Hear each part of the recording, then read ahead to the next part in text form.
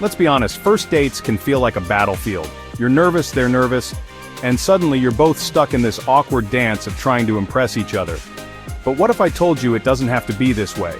First dates shouldn't feel like interviews. They should feel like a spark that makes them want more.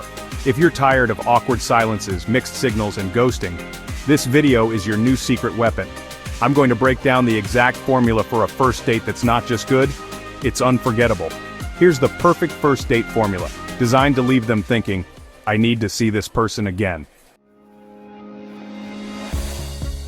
Here's the thing, the date doesn't start when you meet. It starts the moment you agree to go out. Think of it like building anticipation. You don't just want to show up, you want to create a sense of excitement beforehand. How do you do that? First, be clear about your intentions. Don't leave them guessing about what kind of date this is. Are you going for drinks, dinner, a walk in the park? Let them know. It shows confidence and consideration. Next, confirm the details. This might seem simple, but it's amazing how often people forget. Confirm the time, the place, and any other logistics. It shows you're organized and respectful of their time. And right before the date, send a light, flirty message. Something like, looking forward to seeing you tonight. This does two things. It builds excitement and shows emotional maturity. You're not playing games, you're letting them know you're looking forward to it. The environment you choose for your date can make or break the entire experience. You want a place that fosters connection, not one that hinders it. So ditch the loud clubs or over-the-top dinners.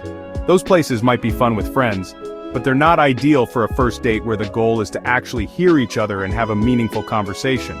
Instead, opt for a setting that's more conducive to intimacy and connection. A casual coffee spot is always a great option. It's low pressure, allows for easy conversation, and if things are going well, you can easily extend the date by ordering another round. An art gallery is another fantastic choice. It provides natural conversation starters, you can learn about each other's tastes and perspectives, and it creates a sense of shared experience. Plus, it's a bit more unique and memorable than the typical coffee date. Or, how about a walk in the park? Being in nature has a calming effect. It encourages you to relax and be yourselves, and it allows for more physical freedom and movement than sitting across a table from each other. And if you're looking for something a bit more intimate, a cozy wine bar can be a great option. Just make sure it's not too loud or crowded so you can still hear each other speak.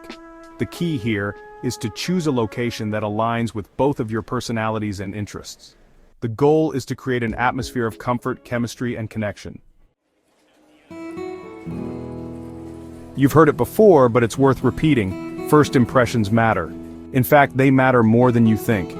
People make judgments about us within seconds of meeting us, so you want to make sure you're putting your best foot forward from the moment you arrive. So how do you master those crucial first 5 minutes?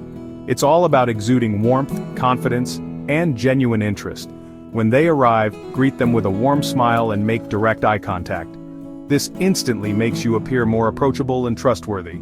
Use their name when you greet them. It shows you've been paying attention, it personalizes the interaction, and it helps you remember their name throughout the date. And here's a powerful tip: drop a genuine compliment, but not about their looks. Instead, compliment something they chose, something that reflects their personality or taste. You could say something like, I love your energy, or you've got great taste in music. This type of compliment is more meaningful and memorable because it shows you're paying attention to the details that make them unique. Chapter 4. Ask questions that spark emotion. Let's face it, small talk is boring. And on a first date, it can be the kiss of death. You're not there to exchange pleasantries about the weather. You're there to connect on a deeper level. And the key to unlocking that connection is to ask questions that spark emotion. Instead of asking the typical, so what do you do, or where are you from, which can feel like an interview, try asking questions that ignite their imagination and get them talking about things they're passionate about. For example, you could ask, what's something you've always wanted to try but haven't yet?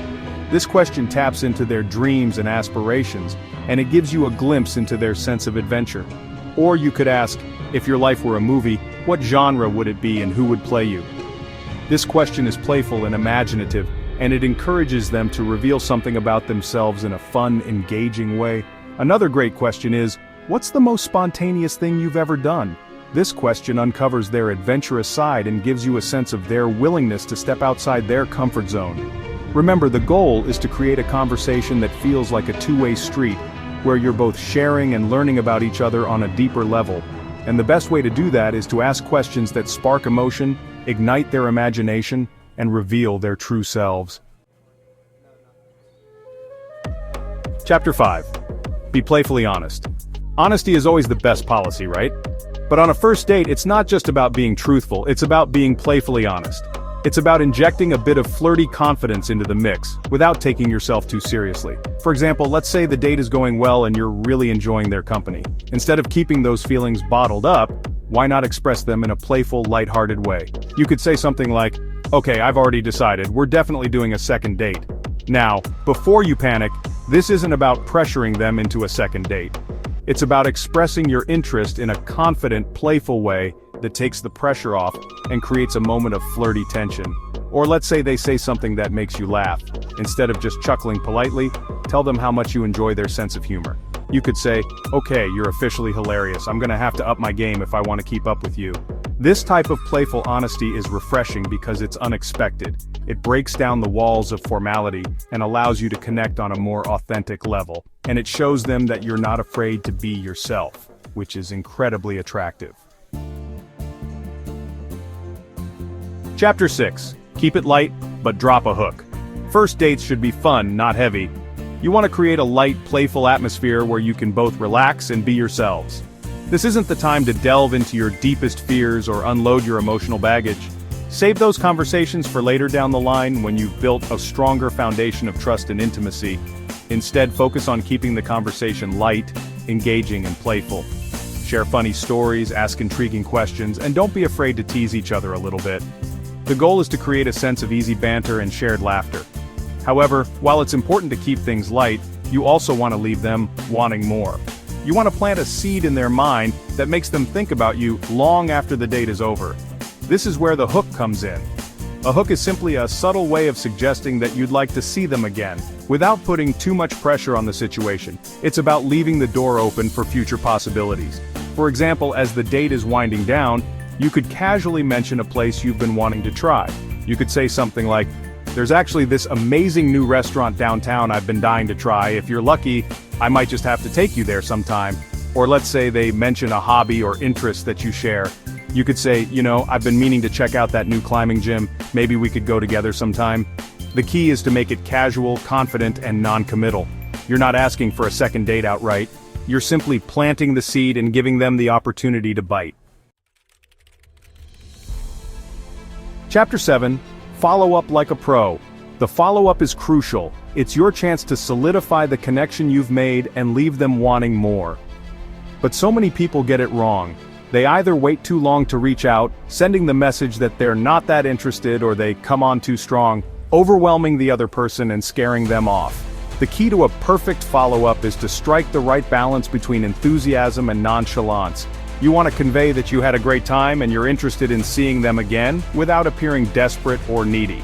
So when should you reach out? Ideally, within a few hours of the date ending. This shows that you're thinking about them and that you're not playing games, but don't overthink it. A simple text message is all you need. And what should you say? Keep it short, sweet, and playful. You could say something like, "Tonight was fun, you're kind of trouble," in a good way. This message ticks all the boxes. It acknowledges that you had a good time, it injects a bit of playful flirting, and it leaves the door open for future communication. And here's the most important part. Once you've sent the message, put your phone down and resist the urge to overanalyze. You've done your part. Now it's their turn to respond. If they're interested, they'll reach out. And if they're not, then they're not the right person for you anyway. Outro, go get 'em! Listen, finding love shouldn't feel impossible. Attraction isn't luck, it's intention. And now you've got the formula. You know how to set the vibe, create chemistry, and leave them wanting more. So go out there and own it. Be confident, curious, emotionally present, and unforgettable. You've got this. Drop a heart in the comments if you're ready for your next first date to be your best one yet. And don't forget to like, subscribe, and share this with your single bestie who needs the game plan.